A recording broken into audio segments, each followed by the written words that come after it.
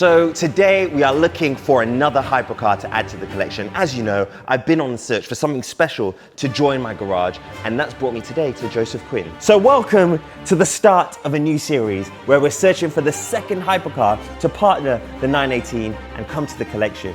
Because last year, in fact, this exact time last year, we were on the search for the 918 Spyder, and there was one word that we used to describe that search. That word was legacy. And well, it was about buying a hypercar that I could pass on to my children.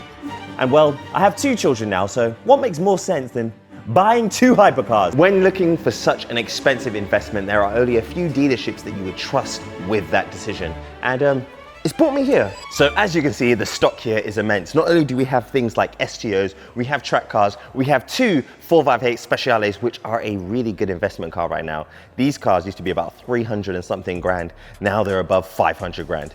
The Roadster version, or the Spyder version, is above $1 million. We also have a Ferrari Pista, which coincidentally, I just got one recently. They've also gone up in value massively. All cars are moving around a lot at the moment, but I have dedicated myself. Instead of getting several investment cars, I want another hypercar, because driving a hypercar is a special experience, and it's something that can't be topped by getting 10, 15 supercars. It's just something that you can only experience in that select kind of vehicle. We also have 675s, which again have gone up in value massively. And then you have some really cool alphas in here. There are a lot of cars that get put in this hypercar band purely based on their price. Cars like the F12 TDF, 812 Competizione. There are a lot of cars out there that are hypercar priced, but I wouldn't necessarily call them a hypercar.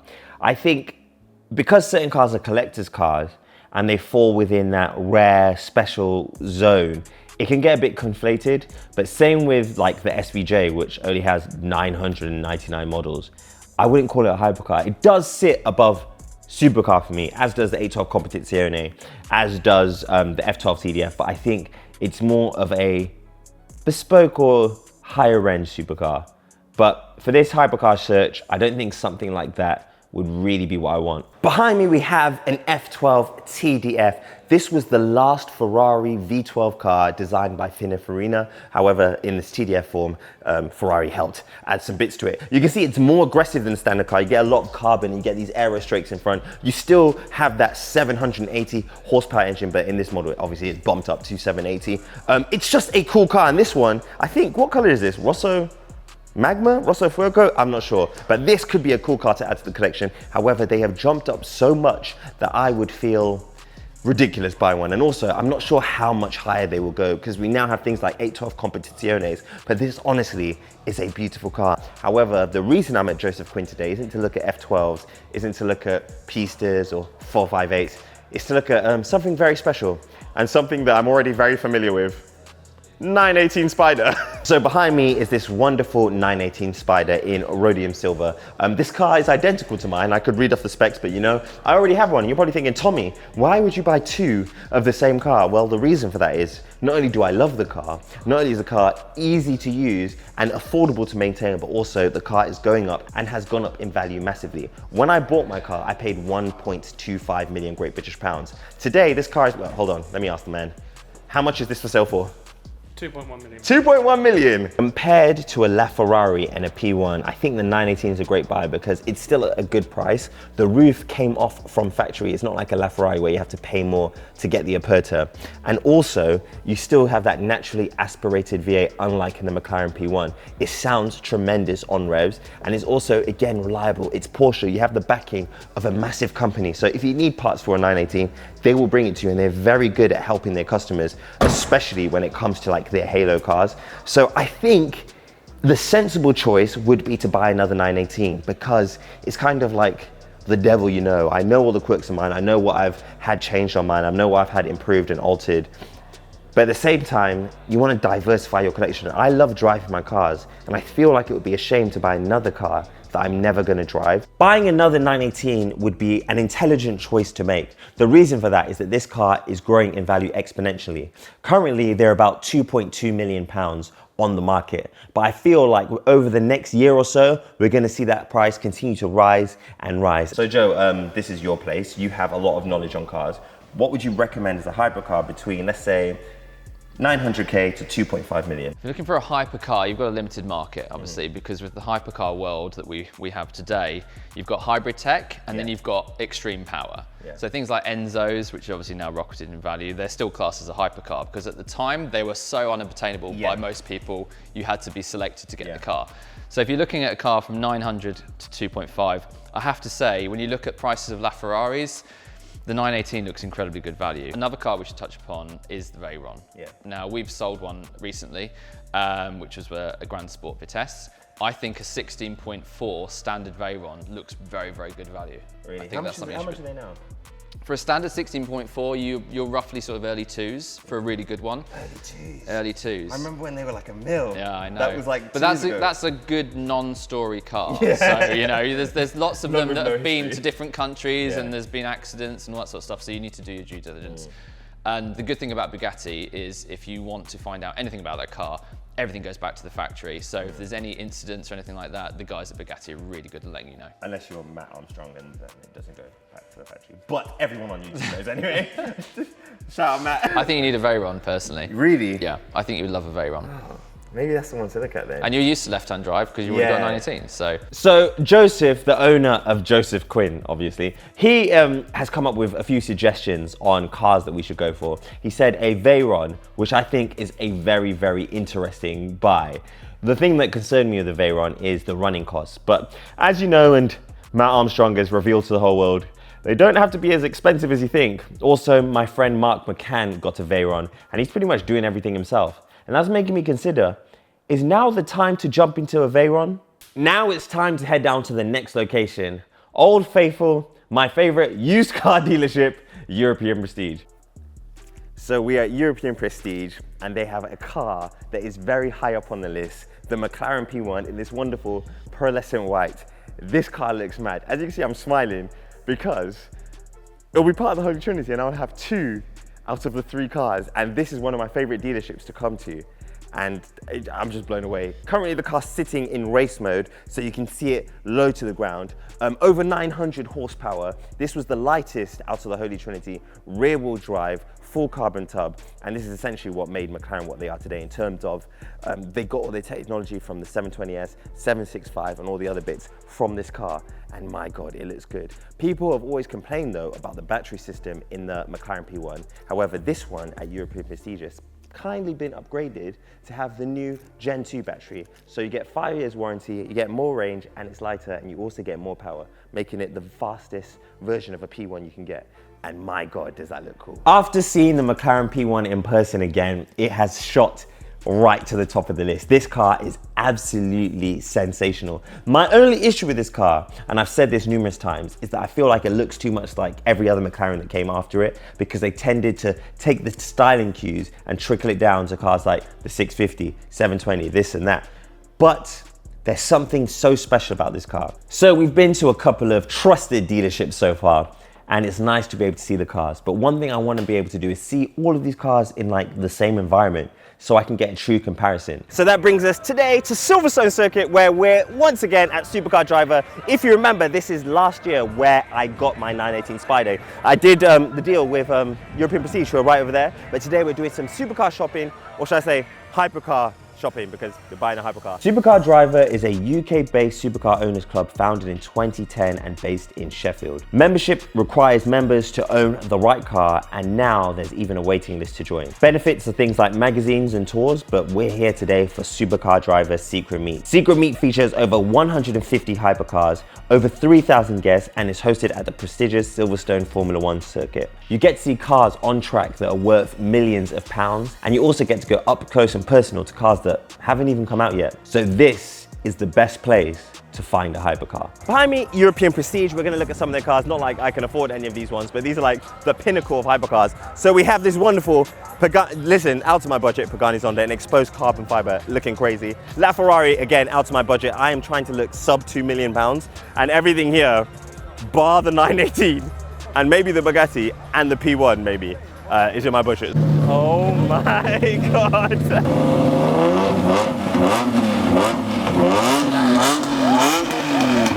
So if I'm looking for something a little bit different and something not so modern, I give you the Ascentrica. This is essentially a resto mod of a Lamborghini Diablo. You give them a donor car, you give them some cash, and they'll build you this. And my God, is it amazing. So come take a look at this. My favorite part of the car is the rear, because the engine bay has been restyled so much. It looks very, very Diablo, very classic, but also at the same time, it looks very modern as well. It is just a thing of beauty. And then if we go around to the front, you can see that they've got away with keeping pop-up headlights, but instead they've made pop-down headlights. So this actually drops down to expose the light, still giving you that authentic, nostalgic 80s feel. So I don't know, for 1.3 million pounds, this might be a move. Ascentrica is a company founded by Lamborghini enthusiast Emanuele Colombini. That's what Italians just have the sickest name. Anyway, Emanuele Colombini started this company to pay homage to the Diablo, a car that was notorious for pretty much falling apart. He wanted to take one and give it the modern edge while still paying homage to its 80s styling and quirks. Designed in Milan, the car is absolutely stunning. Seeing it in person is very different to when I saw it debuted online. It looks a lot meaner, a lot more futuristic, and reminds me of Cyberpunk 2077. This is a car that I can see myself buying. It costs £1 million and it's a boutique service. So essentially what you do, you give them a Diablo and they build it for you. The only issue is, this is a hypercar search, not a resto mod search. There's a lot of loud cars here, but we have a pair of Aston Martin Valkyries. This is such a sick car, and I would say I want one, but it's unrealistic because not necessarily just the budget, because they're very expensive. The running cost on them is so high, it really puts me off. Old Formula One cars just sound insane, but these look incredible, and this is probably the closest thing you can get to having a Le Mans car on the road. Just absolutely insane. Look at the tunnel underneath the car. For that downforce, it is such a work of art, although they do tend to break down a lot. So the Aston Martin I can afford is here. Aston Martin Valhalla, you guys know I've been talking about this car for so long. It is an incredible machine. I drove one around Silverstone last year and it blew me away with how it handles. It essentially is the baby version of the Valkyrie. Speaking of Valkyrie, there's one driving to us right now. You know that car has straight cut gears, like a race car, so you have to wear headphones when you're inside it. Watch out, Nathan, come this way. Check out the sound it makes when it goes past.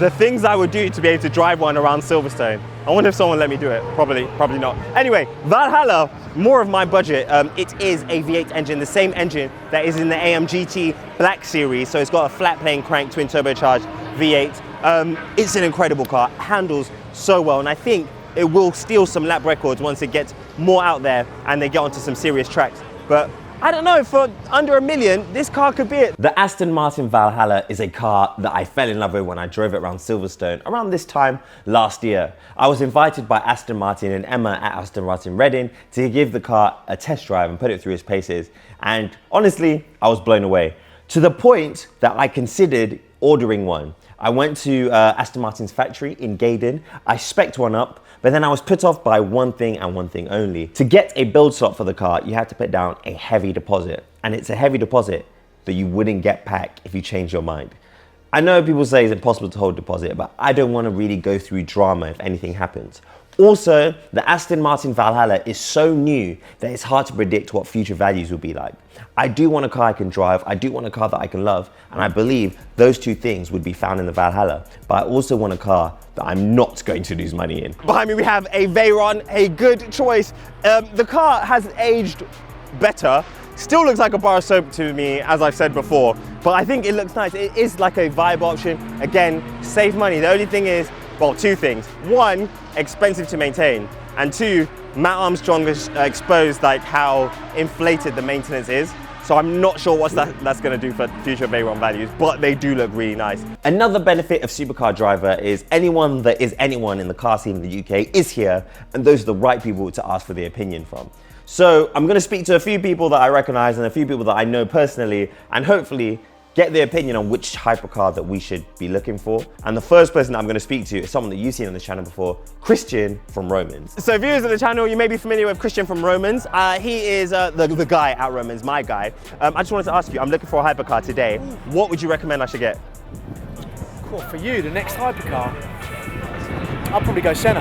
I'm trying to buy one at the moment. Not that I'm trying to sell it to but they're the next car that's going to go. That's what I They're the think. next car I've been that's gonna saying that as well, and I did come to look at one with you last Yeah, year. remember. And that was a lot cheaper than they are now. So, It's gone up. okay, if I can find a Senna here going. today, I'll look at it. But If let me not, know yeah, when you cool. get yours in. So Christian has advised me on a car to get, and he thinks the McLaren Senna is the one. This is a car that I've had my eye on because the market has been slowly fluctuating. The more I think about the McLaren Senna, the more I realize that there's a lot of pros that come with this car. Not only is it named after the legendary Formula One driver Ayrton Senna, they also only made 500 of these, meaning that it's rarer than the 918 Spyder. We're amongst all the hypercars. I'm with the guys from Hypercar. So Will here, he runs the UK's premier hypercar club. No, what do you think I should get as like my next hypercar? What do you think is a good one to look at? You've got it up the 918, so you only got up a level. Oh God, that's gonna make it expensive. It's got to be a Yesko. Yesco? Yeah. That's like 5 918s put together. Yeah, but sometimes better. So a quick segue in the video. All my cars are protected by Google Telemetrics. Some of the guys are down here now. Here's Mike. He was the guy that introduced me to the company, and essentially they fit in a mobilizer tracker to my car, so it means that I can be safe knowing that my car is okay no matter where I park it or where I leave it. And especially with a hypercar, they fitted it on my 918 Spyder, they fitted it on all my cars in fact, and they'll be fitting it on the next car. But before we do that, I need to find out, I'm buying a hypercar, Yes. what would you recommend? I'd probably go the Koenigsegg way. Oh, one set on fire earlier, so that's not boding well. The next person we're going to speak to is the great Mark McCann. If you're not familiar with him, here's a quick rundown. Who else do you know that jumps a Starato, drifts an SEJ on grass,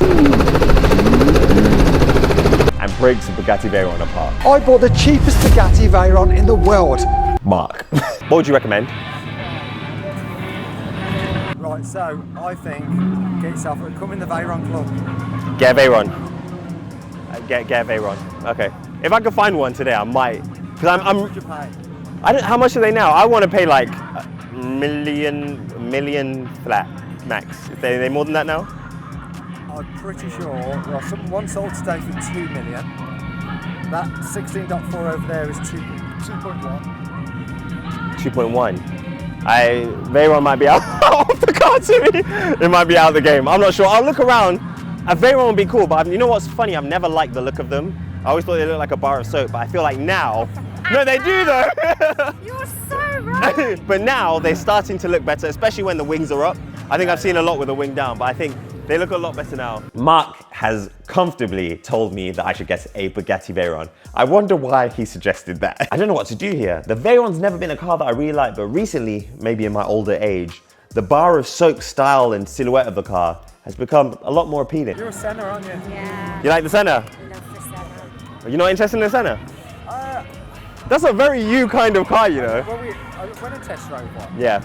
I nearly bought one, and at the time it was 580. Oh my God. Oh my, 580. You know what, you live and you learn. So that's the second person today that has told me to go for a McLaren Senna. The car, like Jane said, is absolutely insane. There is nothing like it. And again, it keeps coming up. It keeps coming back. However, there is a slight debate whether the Senna is a hypercar. I've always thought it was a hypercar, but there's someone who might say differently, and that's no other than Shmi. Hi guys, I'm Shmi, hello, and welcome back to the channel.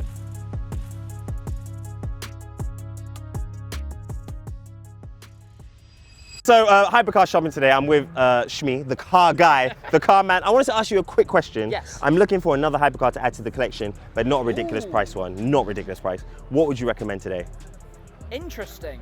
To go with the 918. to go with the Because the 918? 918 is a brilliant, like I'm going to say, dailyable hypercar. Absolutely. So your other one should be something a little extreme and bonkers. I think so too. I don't think it should be in the sort of Bugatti or that kind of Interesting, category for yeah, me, yeah. Because I think it would be a little too of the same kind of thing. I would go with something desperately impractical, desperately silly, like complete event car that you take Yeah. out every now and then, but when you do, it's mad. So what's that? It depends how do we have a budget here, or are we? Oh, sub 2. Sub 2. There's not much sub 2 these days, No, you know? it's actually really difficult. Yeah, it's like, I don't know what to do. I was thinking There's a P1. lovely purpose. No, I'm joking. Woo, 2 could get you into a Valkyrie. Yeah, but then With the it's, servicing. yeah, it's running the Valkyrie that's the hard part. Yeah. Well, you could have it sitting in the garage. I don't know, there's not many things, you know. If you're feeling that sort of 10-year-old vibe of the Holy Trinity, then yeah, the P1's amazing. Is the Senna a hypercar? No. You don't think the Senna's a hypercar? You're ex-Senna owner, actually. Yeah. Why don't you think it's a To me, hypercar? It's the very top of supercar. Okay. And the reason for that is price point, numbers, and effectively it shares a lot with the 720S. It does share a lot with So- 720S, so that's correct. So it's a very, very grey area, and yes, for sure, people will have different perspectives on it, but I think I go to that, a hypercar needs to be built purely as its own thing. Yeah. Tim, aka Shmi, said I should get something raw. Now, there's not that many raw cars in my price range. There's the Aston Martin Valkyrie, but again, they've gone down in value and it's not in my price range. AMG Project 1, not in my price range. Koenigsegg, definitely not in my price range. Now, when you say raw to me, again, there's one word that comes up, and that's Senna. There's nothing more raw than the Senna, in my personal opinion, or the McLaren P1. The McLaren P1 is way more expensive, but is a member of the Holy Trinity. The Senna is cheaper, it's going up in value, and it's easier to maintain. Those cars, when you say raw, they're probably the ones that stand out the most. This is gonna be a tough choice. I think that the choice is even tougher than last year when we got the 918 Spyder, because cars have moved so much from then in terms of pricing. Last year, we took our time buying a hypercar, but this year, we're fighting the clock. We have to make sure we get something and get something soon. And when I say soon, in the next few weeks, if not days. Which hypercar are we gonna go for? Drop your suggestions of which hypercar I should look at, which hypercar I should buy. Thank you for joining. Remember to like and subscribe. Peace.